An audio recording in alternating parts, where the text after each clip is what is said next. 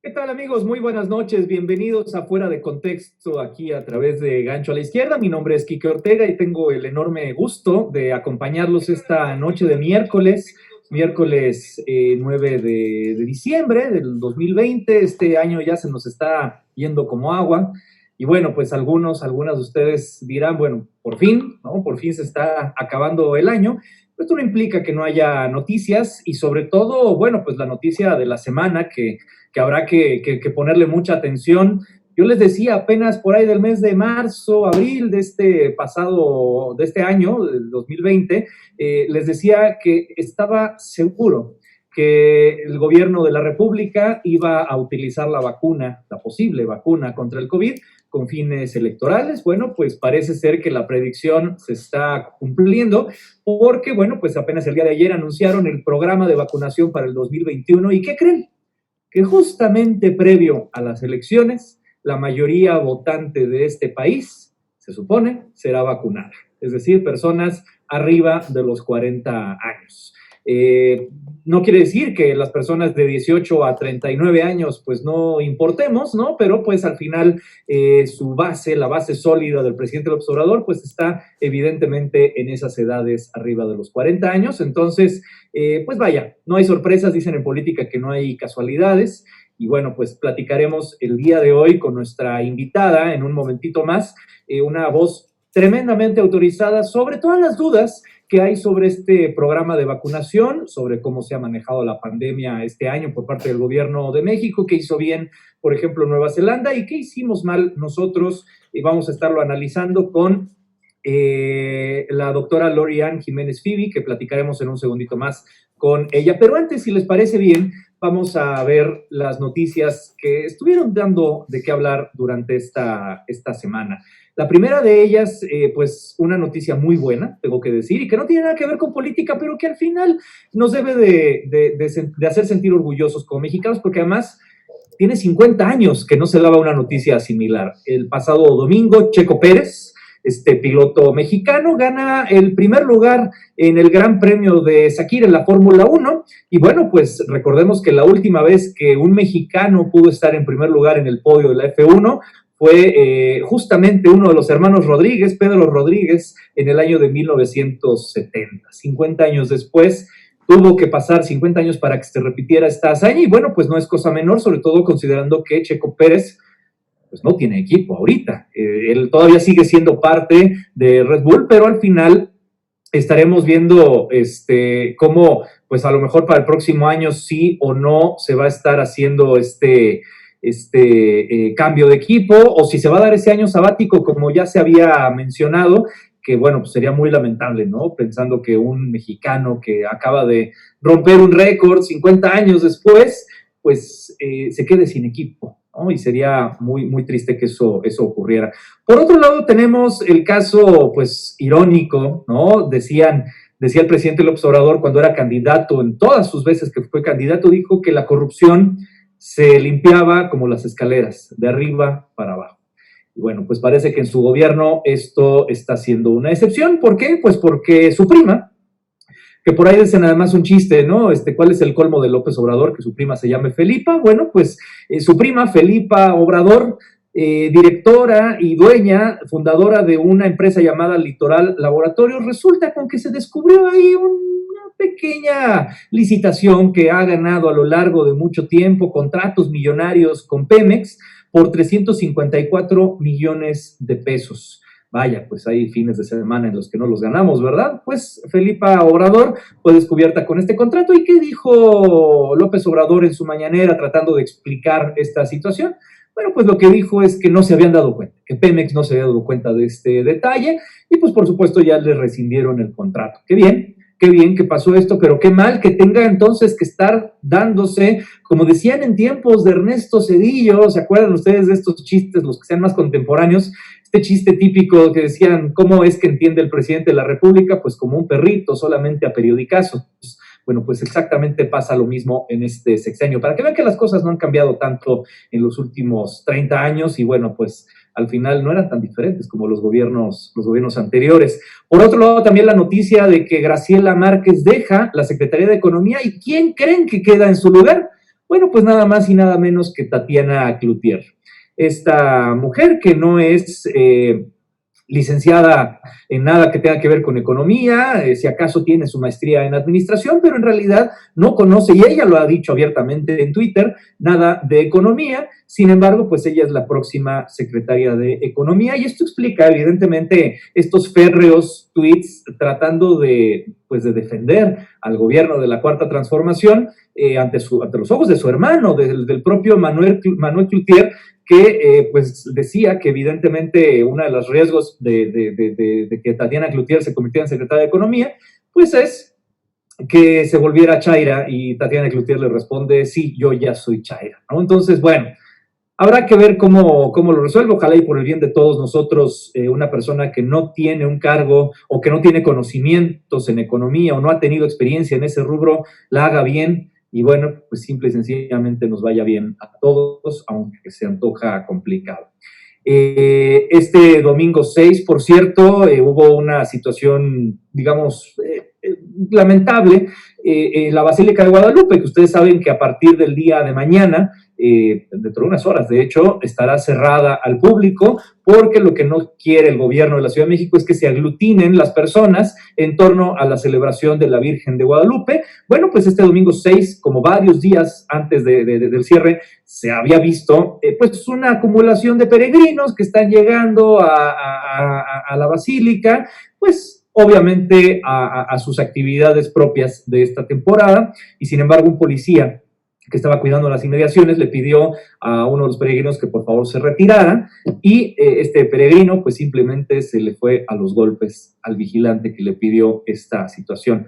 Vaya, pues evidentemente qué tan buen peregrino, qué tan religioso puede ser una persona que se le va a los golpes a la autoridad policial, ¿no? Habrá que ver el tema de la incoherencia que existe entre muchas personas, entre muchos fieles en estos tiempos, que no les importa nada más que el tema religioso. Y bueno, también lamentable la situación de un árbitro en Europa, un cuarto árbitro en Europa el día de ayer en un partido de la Champions, ¿no? Donde pues lamentable se refirió a uno de los jugadores como ese negro, ¿no? That black man. Entonces, el partido se suspendió a los escasos 20 minutos de estarse jugando, y pues es tiempo que no se ha replanteado el partido. Obviamente aquí, pues es un llamado y una lección que debemos de tomar en cuenta todos sobre el tema del racismo, y que pues sí creemos que definitivamente es una cuestión que debería de estar erradicada, y por supuesto, qué bueno que los jugadores en Europa están poniendo el ejemplo. Y bueno, pues sin más, y si les parece bien, vamos a darle la bienvenida a nuestra invitada de esta noche. Ella es la jefa del Laboratorio de Genética Molecular de la UNAM, es la doctora Lori-Ann Jiménez Fidi, que bueno, pues su currículum pues no es cosa menor. Ella es doctora en Ciencias Médicas con especialidad en microbiología por la Universidad de Harvard, y además varias de sus investigaciones han sido citadas en más de 1,470 publicaciones internacionales. Tenemos una invitada de lujo, estamos de manteles largos esta noche en Fuera de Contexto. Doctora, ¿cómo le va? Muy buenas noches, gracias por estar aquí con nosotros. ¿Qué tal? Muy buenas noches. Muchas gracias por la invitación, es un placer estar en el programa. Gracias, doctora. Bueno, pues vamos, si le parece bien, vamos a platicar un poco, digamos, como el antecedente inmediato. Recordemos que apenas el pasado mes de febrero se detectó el primer caso de COVID-19 en México, y en el mes de marzo fue cuando se implementa la dichosa fase 2, donde se cerraron negocios, se cerraron oficinas, se implementó el home office, y de ahí pues ha venido con ciertos altibajos. Ahorita estamos en una situación, creo que no es sorpresa para nadie, muy cruda en el tema de la pandemia. La gente no está haciendo caso, y la pregunta directa, doctora, es, en su opinión, ¿cómo ha sido el manejo de la pandemia por parte del gobierno del presidente Andrés Manuel López Obrador a lo largo de estos meses? Bueno, para decirlo con claridad, el manejo de la pandemia ha sido negligente, insuficiente, ha sido equivocado. El manejo de la pandemia en nuestro país ha sido terrible, es así de sencillo. No se han seguido las evidencias científicas, y eso es lo que nos ha llevado a la situación en la que estamos ahora. Se han tomado determinaciones desde muy temprano en la pandemia y nunca se ha girado, cambiado, rectificado el rumbo de por dónde iba, es decir, que no se toman decisiones basadas en evidencias, sino que se eligió un cierto camino y entonces la actitud que se ha tomado con relación a la estrategia gubernamental, pues, a nivel federal para el manejo de la pandemia, es una especie de lo que decimos los mexicanos, voy derecho y no me quito, ¿verdad? No hay nada peor que esto, porque vamos a decir, muy al inicio, en la pandemia, se tenía poca información sobre el virus, sobre la enfermedad que causaba, es decir, se tenía poca información sobre muchas cosas. Entonces, haber cometido errores muy al inicio hubieran sido hasta cierto punto perdonables porque se carecía de la información. Pero en este momento es imperdonable que no se rectifique. Entonces, el problema más grave, creo que donde llega el punto en el que se vuelve imperdonable que la estrategia siga fracasando, es en donde no se reconocen los errores y no se tiene la capacidad para rectificar. En México se están muriendo en los últimos días, el día de hoy más de 700 personas, ayer más de 800 personas y así sucesivamente. Es decir, en México se están muriendo en promedio entre 500 y 800 personas por día. Eso no es normal. Es decir, que lo quieran normalizar como esta es la nueva normalidad, ¿a eso se referían cuando hablaban de la nueva normalidad? No. A ver, lo que está sucediendo, nos tratan de decir que esto pasa en todo el mundo. Es un problema global, nadie sabe qué hacer, nadie sabe qué controlar, y hoy por hoy esto es una mentira. Porque sí hay países que lo controlan muy bien. Es verdad que es un problema que nos está pegando en todo el mundo. A toda la humanidad nos está pegando este problema de la pandemia de COVID-19. Cierto, pero no a todos nos está pegando igual. Entonces, hay países que están a este punto sumando, vamos a decir, que están reportando su primer caso antes que nosotros, en el mes de enero o incluso de diciembre, como Taiwán, por ejemplo, ¿verdad? Y que están sumando 27 muertos. Entonces, a diferencia de los más de 110,000 oficiales que ahorita tiene México. Entonces, sí pega en todo el mundo, pero no igual. Y la razón de la diferencia no tiene que ver con el tamaño de la población, con la densidad poblacional, con la pobreza, riqueza, el estatus. No, eso tiene que ver directamente con las decisiones que se han tomado en relación a cómo se ha abordado la estrategia de control de la pandemia.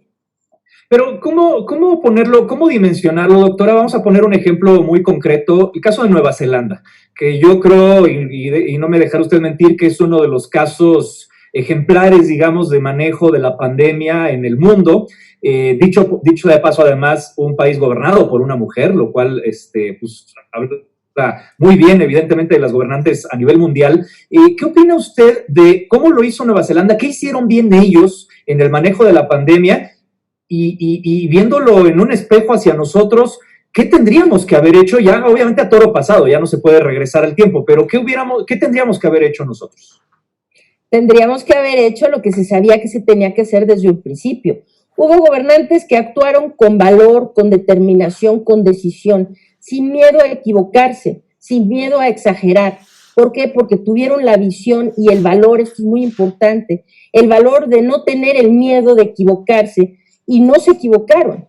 Es decir, Taiwán puede ahora reírse de todos los que dijeron, es que la presidenta de Taiwán está exagerando, qué barbaridad, o sea, cerran fronteras, hacen tamizaje de todas las personas que entran a su país, ¿cómo es posible? Está gastando en vano, ya encerró a las personas, están haciendo muchas pruebas, rastreando contactos, ¿qué problema? O sea, ¿por qué no lo...?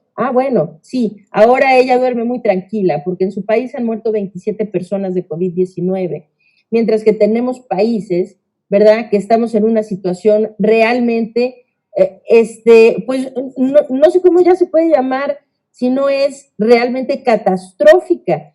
Es decir, Estados Unidos está a punto de llegar a 300,000 fallecimientos, ¿sí? Brasil está cerca de 200,000 oficiales, la India está en 140,000 oficiales, y nosotros, que somos el país que estamos en cuarto lugar a nivel mundial, estamos el día de hoy reportando 111,655 defunciones por COVID-19. Entonces, ¿qué se tenía que hacer? Se tenía que hacer lo que se sabe que se tiene que hacer cuando existe una enfermedad de transmisión entre seres humanos que es potencialmente, que tiene el potencial de convertirse en un problema epidémico o más, como es el caso ahora, que era un problema con potencial pandémico, ¿verdad? Que es peor todavía. ¿Qué se tenía que hacer? Temprano vigilar fronteras, controlar el tránsito que iba y venía del país, controlar el tránsito interno, porque, ojo, mientras que se ha desestimado, es que nuestras autoridades sanitarias han desestimado muchas de las medidas que son básicas para el control epidemiológico. Entre ellas, y todo el mundo lo entiende muy bien, se ha desestimado algo tan simple como el uso del cubrebocas, por ejemplo, ¿no? Pero se han desestimado medidas mucho más importantes, no sé si más importantes que el cubrebocas, no, pero vamos a decir otras medidas muy importantes también, como decir el doctor Hugo López-Gatell en repetidas ocasiones dice cosas que son tan absurdas escucharlas de un epidemiólogo, de quien se dice tener un doctorado, no dice, tiene un doctorado en epidemiología, y dice, no existe ningún raciocinio técnico para decir que necesitamos vigilar las fronteras, ni el tránsito interno de un país. Tampoco existe ninguna lógica detrás de tratar de hacer pruebas a los casos asintomáticos, dice el doctor López-Gatell. Escucharlo decir esto, pues verdaderamente uno piensa, no sé, tal vez faltó a sus clases en el doctorado cuando enseñaban epidemiología, ¿verdad? Faltó a las clases de epidemiología, esos días estuvo enfermo, no sé. ¿Cómo puede decir semejante tontería? Es decir, controlar el tránsito, vamos a decir, en nuestro país. Cuando llegaron los primeros casos desde luego a las grandes ciudades en donde vía los aeropuertos y demás, ¿no? Este problema se hubiera podido controlar y localizarse, tal vez en las grandes ciudades donde hay aeropuertos internacionales, como Guadalajara, como Monterrey, como la Ciudad de México. Se hubiera podido tal vez mantener como un problema localizado. Pero como no se hizo ningún control de quienes venían del exterior, ni tampoco dentro del país, es decir, que se permite la movilidad como si nada de zonas muy infectadas a zonas poco infectadas y viceversa. Entonces el problema ahora lo tenemos a todo lo largo y ancho del país, hasta en los pueblos remotos hay COVID-19 en México. Entonces, pues eso se tenía que haber hecho, se tenían que haber instituido, como bien lo acaba usted de señalar. Sí, nos encerraron durante la fase 2. Ok, la Jornada Nacional de Sana Distancia. Bueno, esto fue una buena determinación, porque los contagios empezaban a dispararse y se necesitaba reducir la movilidad para evitar que se siguieran expandiendo los contagios en la comunidad. Pero encerrar a todo el mundo y cerrar todos los giros comerciales y demás tiene un propósito de emergencia. Es decir, esto se sabe que va a repercutir terriblemente social desde el aspecto de la perspectiva social y económica del país. Y se asume esa parte negativa de los cierres porque a cambio de esto se pueden salvar miles, decenas de miles, centenas de miles de vidas. Entonces, se asume, pero ¿para qué se hacen los cierres? Ahora viene la pregunta interesante. Se hacen para permitirle tiempo a las autoridades para actuar. Es decir, actuar haciendo ¿qué? Tomar medidas epidemiológicas de contención. Si no le ponen como que estate quieto mientras permítanme actuar, ¿sí? Se sale de control. Entonces, ¿qué es lo que hace el gobierno? Mientras la gente está encerrada y se cierra y todo eso, claro, con toda la catástrofe económica que esto representa, la social, ¿no? De tener a la gente encerrada, los niños fuera de la escuela, todo esto. Bueno, a ver, pero entonces el gobierno tiene que ampliar su capacidad de pruebas diagnósticas, empezar a diagnosticar ampliamente casos en la comunidad, rastrear a los contactos de los positivos, establecer medidas para aislar los casos positivos, es decir, cortar las cadenas de transmisión comunitaria. Lo que ocurre en nuestro país es que sí todo el mundo se encerró, tenemos las repercusiones negativas, sociales y económicas, pero no nos vino el beneficio, porque el beneficio, es decir, que en México seguimos en una primera ola, que siguió, y ahí medio se estabilizó en septiembre, en octubre, y ahora ya va otra vez para arriba, ¿no? O sea, nunca aplanamos la curva, nunca disminuimos realmente, nunca se controló el problema.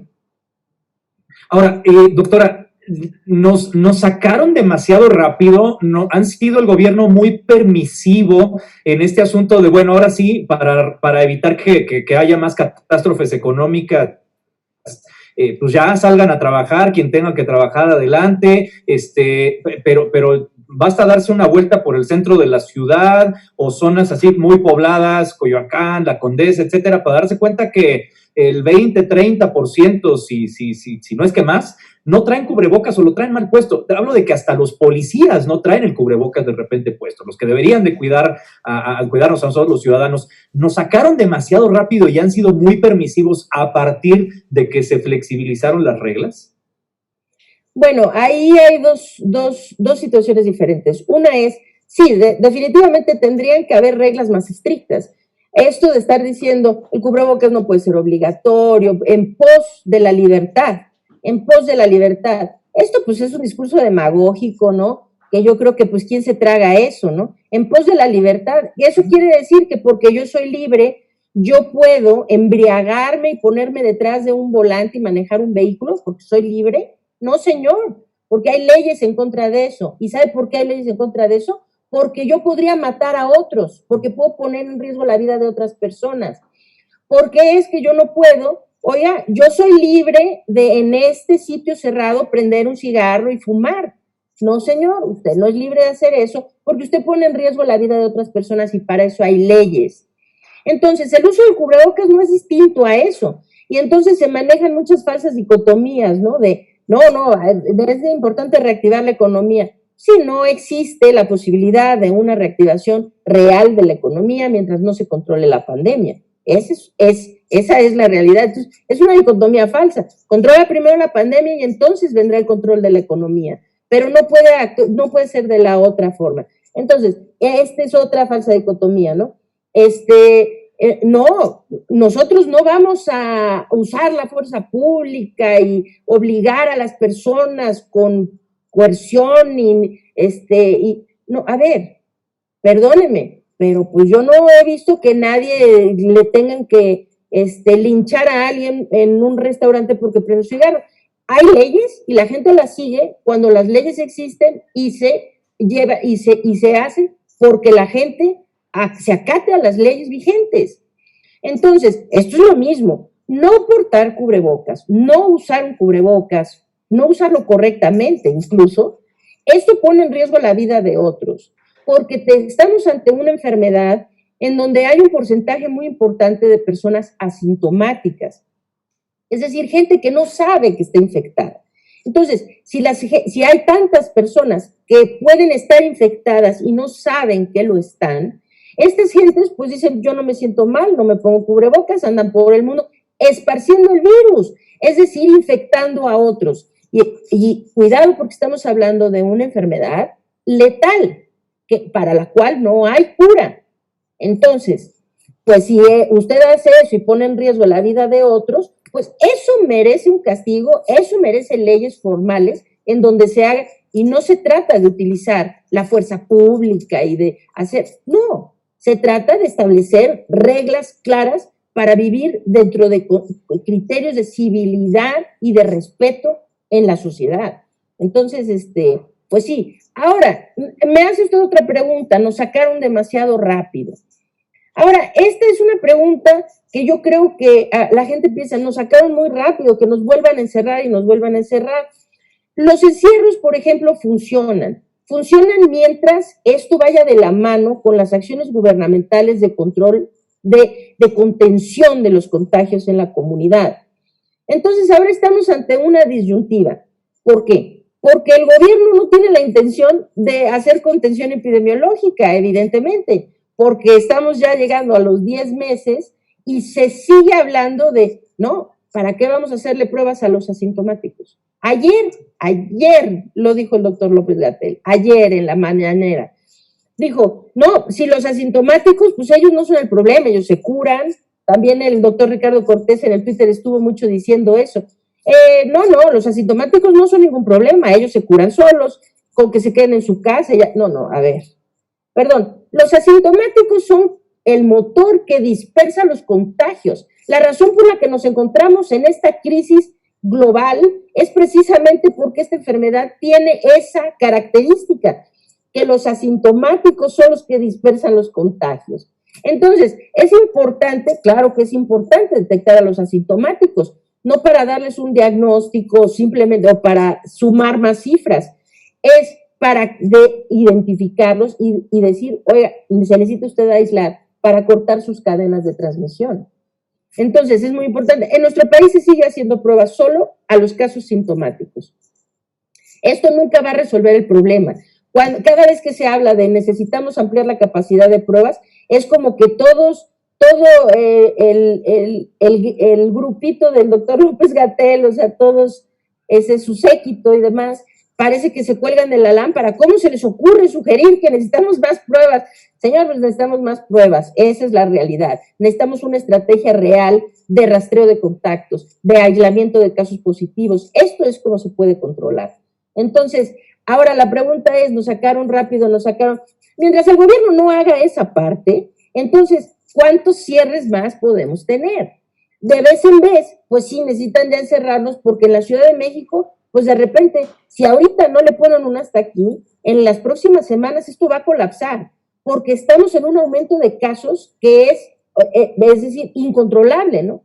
Entonces, ante esa disyuntiva, pues tarde o temprano, ya nos pasaron al naranja más oscuro, al más oscuro, el naranja rojizo, el naranja casi rojo, el naranja que está a punto de ser rojo, y eventualmente, pues vamos a estar en rojo otra vez. Ok, pero a ver, si en ese periodo no se toman las medidas que se tienen que tomar, entonces el encierro pues son como medidas, es decir, esto se trabaja como reaccionando ante lo que está pasando, pero para controlar esto, esa estrategia reactiva no sirve.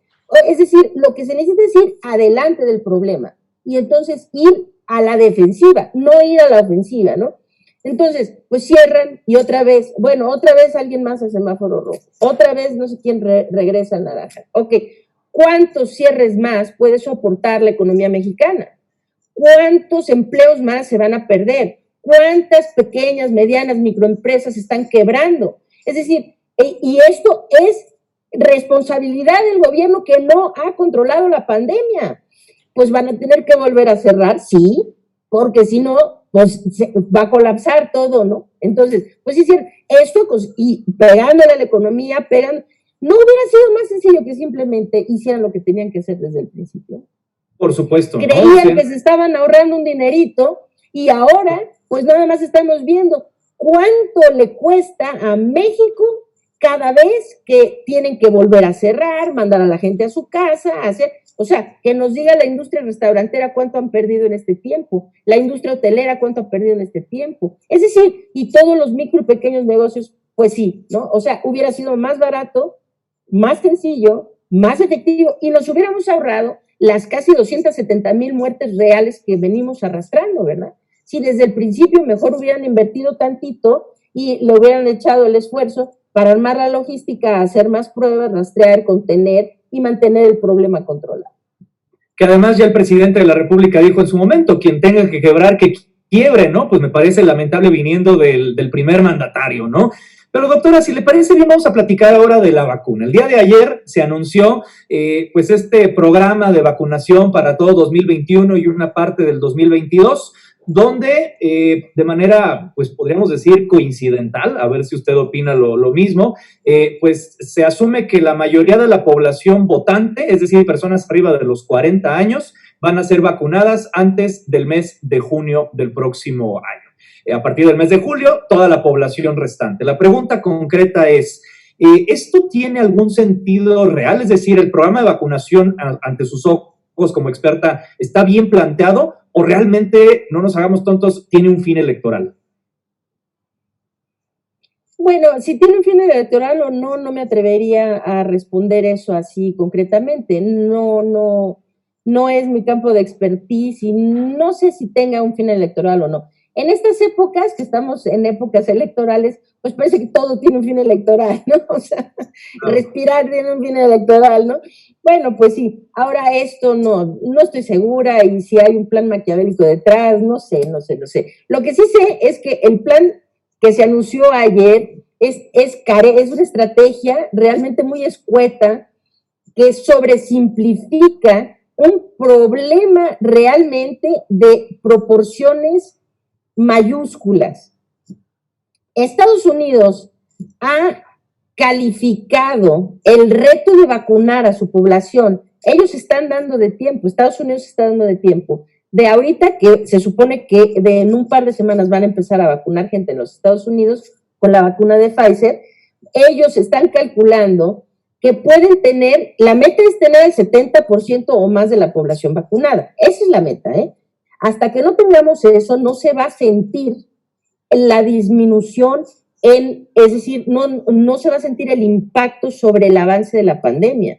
Entonces necesitamos tener a una gran proporción de la población vacunada antes de que empecemos a sentir los efectos de disminución en los casos y en las muertes. Entonces, Estados Unidos está calculando que ellos para el mes de agosto o septiembre del año que entra pueden estar llegando a esta meta de vacunación del 70% de su población. Agosto, septiembre del año que entra, ¿eh? O sea, le falta un añito casi, ¿no? Y lo están calificando para llegar a ese punto como el reto logístico más complejo de la historia de los Estados Unidos. Ahora, aquí nos plantean un programa que tiene unas cuantas cuartillas, qué sé yo, que lo sobresimplifica, vamos a estratificarlo por grupos de edad, qué sé yo, pero concretamente, lo único que realmente se dijo es que se espera tener entre 200, más o menos, no más o menos, que se espera tener 250,000 dosis de la vacuna de Pfizer entre los meses, este mes de diciembre y el mes de enero. Ok, nada más que cuidadito. Eso es lo que se dijo. Y después de eso, el señor Marcelo Ebrard termina la charla diciendo, señor presidente, misión cumplida. Y entonces, pues la verdad es que eso sí pone a uno a temblar, ¿no? Que sea quienes están a cargo pensando, eso es misión, o sea, cree que ya cumplió su misión.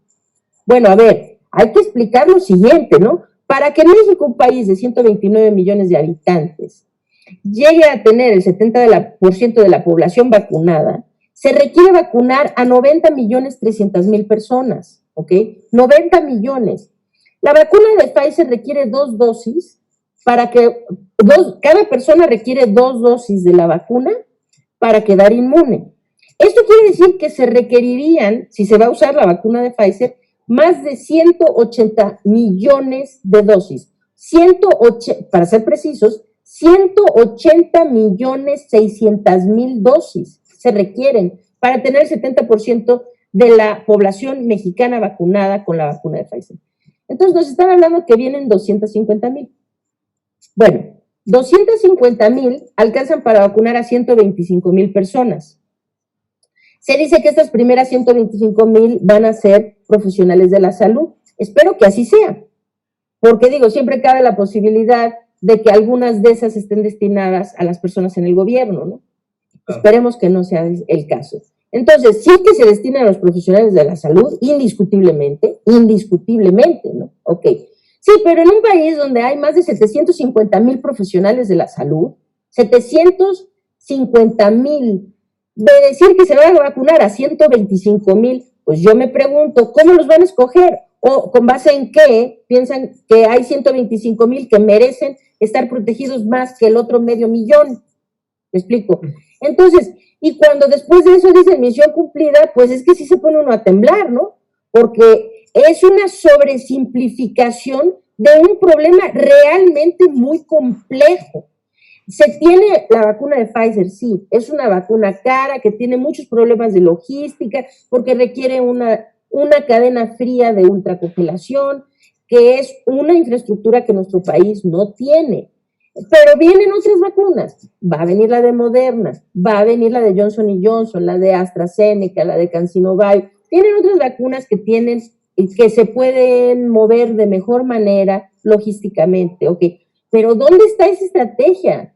¿Cuáles van a ir a dónde, cuándo, cómo? ¿Qué? Es decir, no hay un específico más que vamos a tener 250,000 vacunas, dosis de vacunas de Pfizer en los meses de diciembre y enero. Entonces, pues sí, no, y esta cuestión es que sí hay muchos puntos que son discutibles. Creo que cabe la pena destacar dos. Uno es, esta estratificación por edades parece que pretende decirnos, vamos a cuidar a los más vulnerables, ¿no? Entonces, para que quede bien la imagen de quienes deciden, dicen, pues, los adultos mayores, porque sabemos que ellos son más vulnerables. No tengo nada en contra de eso, qué bueno, sí. Pero a ver, estas son consideraciones que se deberían de tomar con mucha seriedad, porque en nuestro país la población que parece que se infecta más es la población de hecho de mediana edad, la población productiva, es decir, las personas entre 25 o 30 años y 60 años. Entonces, sí es verdad que la población de adultos mayores son más vulnerables a complicarse si se infectan, pero ellos no se están infectando tanto como la población de 30 a 60 años. Entonces, pues habría que pensar, ¿no será más importante de entrada, si van a venir unas cuantas, vacunar a todos los que se están infectando más, ¿no? Es decir, no estoy ni a favor ni en contra, lo que digo es que son cosas que deberían considerarse.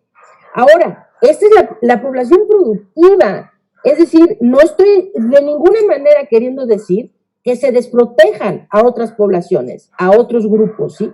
Pero sí estoy diciendo que la población productiva, que además es la que se está infectando más, pues no tendría que tener prioridad. Pues yo pienso que sí. Y bien, si se va a proteger a los adultos mayores, qué bueno, porque son muy vulnerables. ¿Y por qué no se mencionaron a los diabéticos, por ejemplo? O a los hipertensos, o a los obesos, o a los que tienen insuficiencia renal? Pues ellos también son muy vulnerables. ¿Y por qué no? Digamos, en primera vamos a vacunar a los adultos mayores y a todos los que tienen estas comorbilidades. Pues eso hubiera sido como más entendible, que quieren abarcar a todas las poblaciones vulnerables de principio, pero ni siquiera ese es el punto, porque no mencionaron a los demás, ¿no?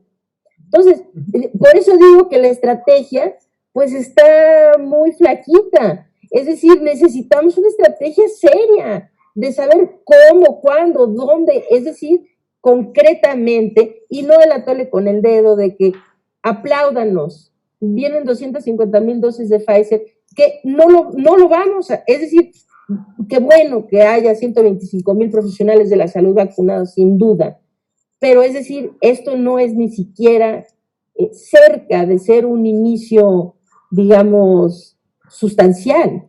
Si otros países están apartando millones, no apartando, ya tienen la compra hecha de millones de dosis de vacunas, porque saben que le tienen que entrar con todo para que esto tenga un efecto real sobre el desarrollo de la pandemia en su país.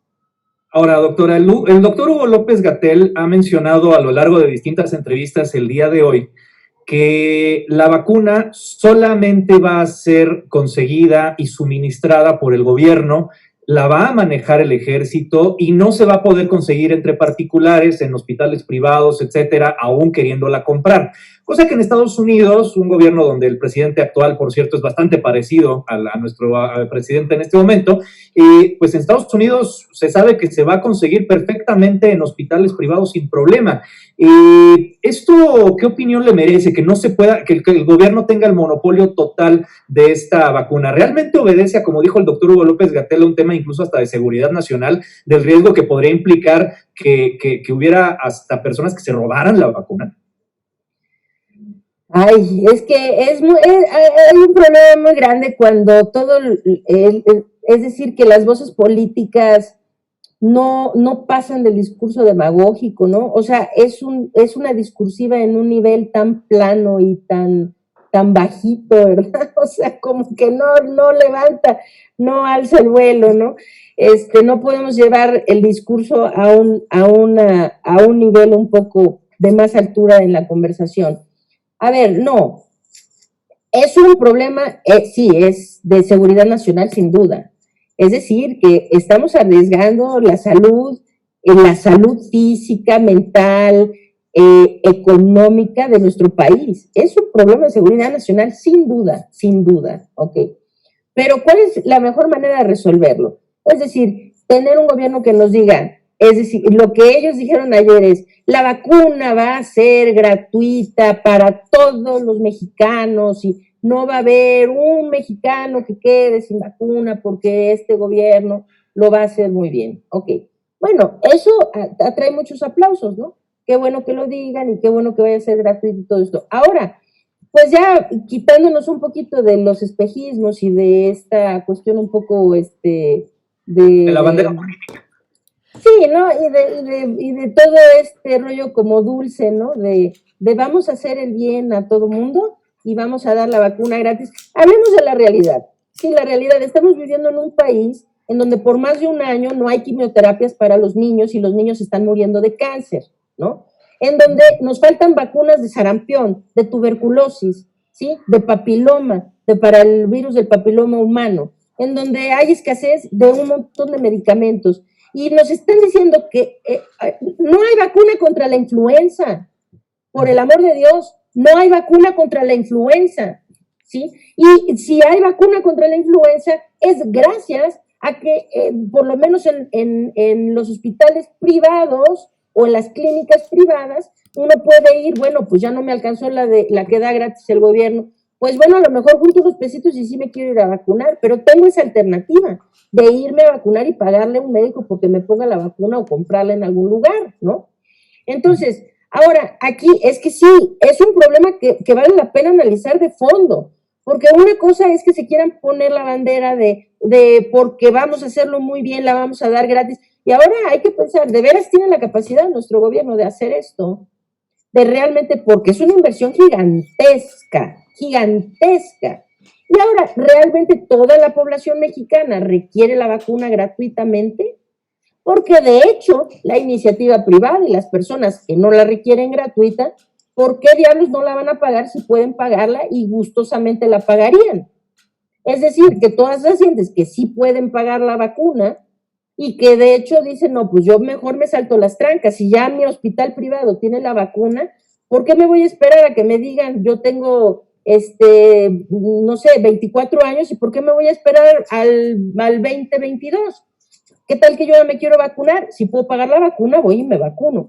Esto, no estoy diciendo que sea justo, porque desde luego que una persona de 22 años que no tiene el recurso económico se va a quedar sin vacunar hasta el 2022. Pero venimos o sea, ese es el punto precisamente. El gobierno va a tener la capacidad de vacunar a toda la población mexicana, los recursos económicos, la logística y todo para vacunar a los millones que se requieren para tener el 70%. Yo creo que pues esto sería una sinergia de ganar. Es decir, sí, claro, en iniciativa privada, pues compren las vacunas, vendan las vacunas. Hay muchos mexicanos que la pagarían, que no requieren que el gobierno se las dé gratis. Entonces, mientras no haya escasez, ahí sí hay un punto. Si va a haber acaparamiento y porque el sector privado compra vacunas, entonces el sector público no las tiene, pues ahí habría un problema, ¿no? Pero si esto no es el caso, si tanto el sector privado como el público pueden tener acceso a las vacunas, pues que el sector privado las traiga, eso le aliviana la carga al gobierno. Es decir, que son todas esas dosis que ya no tiene que comprar, no tienen que poner, ya no. Es decir, ya es todo un sector de la población que pues ya se está encargando, ellos están encargándose de su problema, ellos se van a vacunar perfectamente.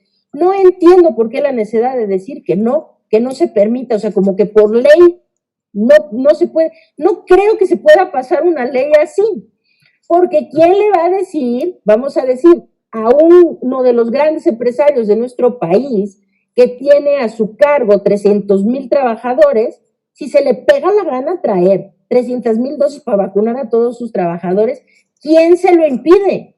Es decir, ¿qué ley le impide comprar esas dosis, traerlas y vacunar a sus empleados? No existe. Entonces, pues es una necedad, ¿no? O sea, yo creo que sí se tendría que pensar, insisto, mientras no haya esta parte de que el sector privado acapare las dosis, y entonces el público se quede sin dosis. Eso no. Pero si existe que los dos tengan, pues esto es benéfico para el sector, para el gobierno. Que se tenga todo esto y la gente que pueda pagarla, pues que la pague, está perfecto, ya se vacunaron, ya no se las tienen que regalar, o sea, no entiendo, creo que no hay mucha lógica detrás de eso, pero bueno. Sobre todo porque, bueno, leía un comentario que me dio mucha risa por la tarde, justamente aludiendo a este tema de la necedad del gobierno de acaparar la vacuna, que decían, yo no me imagino a Arturo Elías Ayub esperando su turno afuera del hospital La Raza para vacunarse, ¿no? Pues sí, no nos lo imaginamos ni el ingeniero Carlos Slim, pero bueno, habrá que ver cómo lo terminan solucionando. Nos están llegando muchas dudas, doctora, de la gente que nos está preguntando cuestiones puntuales técnicas sobre la vacuna. A ver, seguramente usted como especialista nos podrá responder varias de ellas. A ver, esta vacuna nos sirve para todas las cepas de COVID. Hasta donde yo me había quedado son, creo que 7 cepas, algo así, distintas de COVID. Estas vacunas que estarán llegando, ¿serán para todas las cepas o nos ofrecen inmunidad para la mayoría? ¿Cómo se detecta este tema? Sí, es que la gente no tiene buena idea de lo que se refieren las cepas. De hecho, no es que hayan 7 cepas. Es decir, de COVID-19 ahorita hay documentadas más de 483 mutaciones diferentes del virus. Es decir, el virus, como todos los virus, y ya pues ha tenido muchos huéspedes y ha mutado bastante como hacen los virus y mutan. Entonces hay más de 7, hay más de 480 y tantas, por lo menos documentadas. Ahora, ninguna de ellas indica que haya un cambio sustancial en la proteína para la cual casi todas las vacunas están hechas, que es la proteína de espiga del coronavirus, que haya una diferencia suficientemente sustancial en la proteína para que una vacuna que está hecha contra esa, es decir, para esa proteína, no tenga efectos. Hasta donde sabemos, sí. O sea, hasta ahora no hay una cepa, vamos a decir, documentada, ante la cual esto pueda ser un problema. Es decir, la vacuna es efectiva contra COVID-19, todas sus manifestaciones y cepas, hasta que se demuestre lo contrario. Por lo pronto, sí, se tiene la idea de que las vacunas van a ser efectivas para todas las cepas de COVID-19, sí. Por otro lado, también nos preguntan si las vacunas pues vienen de distintos países, principalmente el caso de Estados Unidos, algunas de Rusia, China. En estos estudios mencionan que es efectiva en un 90% o más, 95, 96% de efectividad, pero también la genética de cada uno de esos países, de la población de esos países es distinta a la genética, ya no digamos latina, mexicana incluso. ¿Existe una garantía de efectividad en todas las culturas, en todas las poblaciones, o variará la efectividad de acuerdo al país en donde se aplique? Podría variar, es por eso que los ensayos clínicos de fase 3 se hacen en diferentes partes del mundo. Para que la gente lo sepa, por ejemplo, aquí en México se están haciendo ensayos de fase 3 de varias vacunas, incluida la vacuna de CanSino Bio, que es la vacuna china, y etcétera, ¿no? Entonces, cuando ustedes ven, por ejemplo, hay ciertas vacunas que se están haciendo ensayos clínicos en India, en Estados Unidos, en Canadá, en algunos países de Latinoamérica, en Europa, qué sé yo. Pues sí, se tiene esa intención de que se tenga la especificidad poblacional. Hasta ahorita, pues no hay nada reportado que nos indique que la respuesta inmunológica en alguna región particular del mundo esté siendo notablemente diferente ante la administración de estas vacunas, hasta donde sabemos. Entonces, pues siempre hay una posibilidad de que sea así, pero hasta ahorita no hay nada documentado que lo sugiera. Aquí en México las vacunas la de AstraZeneca también se está probando, hay una vacuna rusa que también se está probando, es decir, y en otros países de Latinoamérica. Entonces, existe la posibilidad de que ciertas poblaciones reaccionen de diferente manera a la vacuna, sí existen. De hecho, por ejemplo, este es un punto que merece decirse, que todas las vacunas que están ahorita, ninguna ha sido probada en menores de edad. Esto quiere decir que ninguna de las vacunas que están, la de Pfizer que ya está aprobada y las que próximamente estarán aprobadas, ninguna de estas vacunas puede ser aplicada a menores de edad. porque todavía no se ha probado en ellos. Entonces, sí, ya van a arrancar ensayos clínicos de fase 3 para probar a las poblaciones de menores de edad. Cuando se tengan esos resultados, entonces se podrá sugerir si es adecuado o no es adecuado vacunar a los menores de edad con estas vacunas. Por lo pronto, ninguna va a ser aplicada en menores de edad porque no se han estudiado. Entonces, pues sí, esto mismo se puede traspolar a, no se han estudiado, vamos a decir, a los brasileños, entonces hay que ver si en ellos, si funciona, qué sé yo. Pues sí se hace, porque en Brasil, pues creo que Brasil es el país donde se han hecho más ensayos clínicos de fase 3, como tienen muchos contagios. También aquí en México somos candidatos porque tenemos muchos contagios en la comunidad. Por eso se hacen aquí los ensayos clínicos de fase 3. Pero bueno, hay esa posibilidad, hasta ahorita no hay ningún indicio que alguna población en particular esté reaccionando diferente a la vacuna que otras. Estamos ya con las últimas preguntas, doctora, igual de tema técnico. Nos preguntan, se sabe que, o bueno, se ha dicho mucho que al final, con o sin vacuna, la enfermedad pues, va a rondar alrededor de un 80% de la población. ¿Qué tan real es esto? Es decir, sí es inevitable que en algún momento 80% de la población mundial terminemos contagiados de COVID y sobre todo también tendremos que lidiar con esta enfermedad para todos los días de nuestras vidas, igual que la influenza o igual que otras enfermedades. Bueno, a ver, ahí la primera parte de la respuesta es un rotundo no, absolutamente no. No, el 80% de la población va a estar infectada y ya todos nos vamos a infectar, ya mejor que nos infectemos y todo. Mentira, falso, absolutamente falso.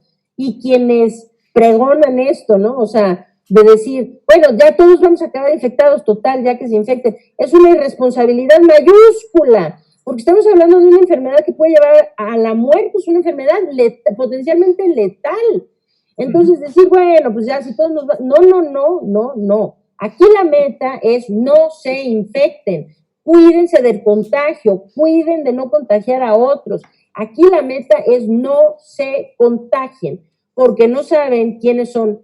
Y si usted es una persona que va a terminar en un ventilador y muriéndose a los 5 días, ¿verdad? O si usted va a ser un asintomático que le pase como si nada la enfermedad, pero ¿quiere usted arriesgarse a eso? Pues yo no. O sea, no es verdad. Y ahorita lo que se ha hecho de tamizajes, por ejemplo, serológicos para saber en la población qué porcentaje, vamos a decir, de los españoles ya fueron infectados o de los norteamericanos, qué porcentaje. Los porcentajes son minúsculos. Es decir, no estamos ni cerca de llegar al 80%. Es decir, que se tienen reportes en las poblaciones donde se reportan muchísimas, o sea, como una proporción muy amplia de la población que fue infectada con tamizajes serológicos de anticuerpos. Vamos a decir que poblaciones así que tienen los porcentajes más altos rayan en el 20%. Es decir, que el 20% de la población está infectada en los lugares donde ha habido de veras infección muy severa, ¿no? O sea, muy diseminada en la población. Entonces, esto es falso y es una irresponsabilidad de estar diciendo eso. Lo que debemos estar, la meta debe ser, no se contagien. Esa tiene que ser la meta. No decir, no, porque va a venir una vacuna y tal vez incluso antes de la vacuna, tal vez alguna cura. Van a venir antivirales, van a venir tratamientos efectivos. Es decir, si esta catástrofe que estamos viviendo va a pasar, tarde o temprano va a pasar. Pero cuando pase, pues vale más la pena que usted siga vivo, ¿verdad? Y que sus familiares sigan vivos y sus amigos sigan vivos. Y entonces, pues hay que aguantar tantito y seguirnos cuidando y ver que no nos infectemos. Si nos infectamos, hay que buscar atención médica temprana. Esto es lo que nos da las mayores probabilidades de poder sobrevivir a COVID. Entonces, la respuesta rotunda es no todos nos vamos a infectar y pues más vale que traten de no hacerlo. Esa era la primera parte. La segunda parte de la pregunta era aquí. Tiene que ver con si tendremos que convivir con esta enfermedad por el resto de nuestro tiempo, igual que como lo hacemos con la influenza. Sí, seguramente sí. Este virus llegó para quedarse, sin duda, llegó para quedarse. Esta ya es como cuando, bueno, yo fui adolescente en los años 80, ¿no? En la década de los 1980, y allá, por ejemplo, cuando empezó o se descubrió el virus de la inmunodeficiencia humana, ¿no? El VIH o SIDA. pues una infección nueva, pues sí, pues llegó para quedarse, aquí seguimos con VIH, ¿no? Pues ahora COVID-19 es una infección que llegó para quedarse, ya es una infección de los seres humanos y aquí va a seguir. Ahora, ¿cómo necesitamos convivir con el virus? Necesitamos aprender, lo que necesitamos aprender es a vivir con el virus, a dejarnos de morir por el virus. Y como hacemos eso, lo hacemos con educación, con prevención, con atención temprana, con la ayuda, desde luego, de las vacunas que van a venir, no muy pronto, pero vamos a decir en el próximo año, año y medio, 2 años, pues habrá ahora sí una proporción muy grande de la población vacunada, esto va a ayudarnos, vendrán tratamientos, y entonces cada vez nos iremos preocupando menos y menos de COVID-19, pero así como que llegue un momento en que lo erradiquemos, pues vean cuánto tiempo hemos estado vacunando y haciendo para sarampión, para polio, y no son enfermedades que están erradicadas. Entonces, pues COVID-19 seguirá aquí. Hay que aprender a vivir con el virus y sabernos cuidar para seguir viviendo, ¿verdad? Un último consejo, doctor, ahora que vienen las fiestas decembrinas, que pues no deberíamos de estar festejando o celebrando en temas masivos. Ahora viene el tema de la Virgen de Guadalupe y bueno, pues habrá que ver cómo se dan estos festejos, ¿no? Que tendremos que estar sobrellevando este día 12 y posterior. ¿Qué consejo le daría a todas las personas que nos están viendo ahora en estas fiestas decembrinas para pues evitar propagar el virus y sobre todo cuidarse ellos mismos? Sí, claro. La recomendación es esta, de verdad, un llamado muy enérgico a todos. Se entiende, es una época del año en que queremos estar juntos, convivir, abrazarnos, estar en familia, disfrutar, es una época del año sentimental, particularmente muy, muy adecuada para pasarla en familia y demás. Esto parece que es muy triste, ¿no? Que no lo podamos hacer así como lo hacemos normalmente. Pero es más triste que después de la Navidad tengamos que estar enlutados por la pérdida de nuestros seres queridos. Eso sí sería verdaderamente muy triste. Miren, estamos viviendo una situación pues única, ¿verdad? Desde hace un siglo no se vivía un evento de salud de estas proporciones. Hace un siglo, exactamente, entre 1918 y 1920, ocurrió una pandemia también, la mal llamada la pandemia de la gripe española, ¿verdad? Que así le llaman, era influenza, finalmente, una cepa pues muy virulenta de influenza, ¿no? H1N1. En fin, hace un siglo que no pasa un evento de esta naturaleza, sí. Entonces, ahora, lo importante es que del otro lado de esto sigamos aquí para ver la belleza que en el mundo hay, ¿verdad? Para ver a nuestros seres queridos y nos vamos a volver a abrazar, sin duda.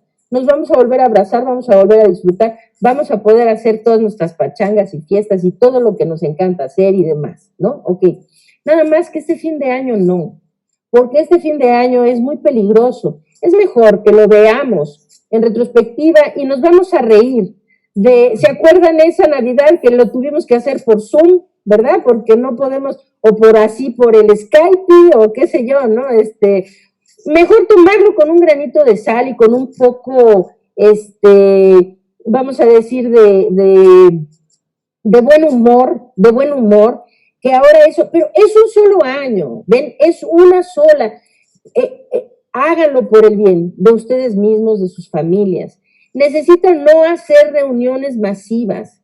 Si se reúnen con gente que no vive en su domicilio, ¿sí? Con las personas que ya viven en el domicilio, se puede tener la cercanía física, desde luego, porque pues es la gente que ya vive con nosotros en casa, ¿no? O sea, y bueno, si estamos sanos todos, y la realidad es que si uno se enferma, nos vamos a enfermar todos, ¿no? Pero ahí podemos tener esa cercanía física que necesitamos todos los seres humanos. Pero incluso nuestros familiares muy queridos que no viven en nuestro mismo domicilio, ellos vienen de fuera, no sabemos qué es lo que vienen cargando y no sabemos qué podemos dejarles a ellos, porque a lo mejor nosotros estamos infectados, los vamos a infectar a ellos. La propagación del contagio es muy peligrosa y se da de una forma muy fácil. Entonces, lo mejor es disfruten con la gente que vive en su propio domicilio. Si ustedes viven solos, Yo, por ejemplo, voy a pasar mi Navidad sola. Mis hijos tienen este año compromiso con su padre y van a pasar la Navidad allá. Voy a pasar la Navidad aquí sola y no voy a llorar, ni me voy a deprimir, ni me voy a sentir mal.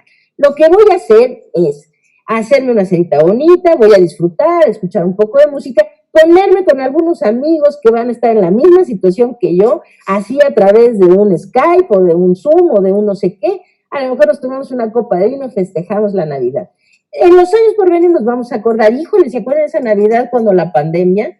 Pero ¿saben qué? Nos cuidamos todos y evitamos el contagio. Yo de verdad exhorto a la población de cuídense muchísimo. Se entiende que queramos tener fiesta, celebrar, pasarlo en familia. Este año no es prudente hacerlo. Necesitan mantenerse dentro de su burbuja de protección que es la gente que vive dentro de su hogar. Y entonces, por un año, ese sacrificio va a valer la pena. Es momento de cuidarnos, de cuidar nuestras vidas y de la gente que nos rodea. Entonces, esa sería mi recomendación. Doctora Lori-Ann Jiménez Fibi, jefa del Laboratorio de Genética Molecular de la UNAM, le agradezco mucho por haber estado con nosotros aquí en Fuera de Contexto, que tenga una maravillosa noche y gracias por ilustrarnos. ¿Nos quiere compartir sus redes sociales para que la gente, si tiene alguna duda, le pueda preguntar directamente? Claro que sí, estoy en Twitter, la verdad es que no me meto a Facebook, entonces, si me quieren seguir en redes, Twitter es @L Jiménez, con X al principio, Z al final, Fibi, todo corrido. Fibi es F-Y-V y latina E. Pero les recomiendo mejor que sigan la iniciativa que encabezo, que es Salvemos Conciencia. Salvemos Conciencia está en Twitter, en todas las redes sociales como Salvemos Salvemos.org, y nuestra página de internet es salvemosconciencia.org. Ahí pueden encontrar mucha información útil para protegerse del contagio, para autovigilarse en casa, para buscar atención médica temprana a COVID. Es decir, a eso nos dedicamos, a tratar de salvar vidas a través de la información científica y del apoyo a la comunidad. Entonces, sigan a Salvemos Conciencia. Esa es la recomendación que les hago. Importante seguir a Salvemos Conciencia. Muchas gracias, doctora, por acompañarnos en esta noche y a todos ustedes también por sintonizarnos, por vernos en esta noche, en este último episodio de la primera temporada de Fuera de Contexto. Nos vemos en el 2021 para más programas, más análisis y más debate político de México y del mundo. Que tengan una muy buena noche. Mi nombre es Kike Ortega. Pásenla muy bien. Feliz Navidad.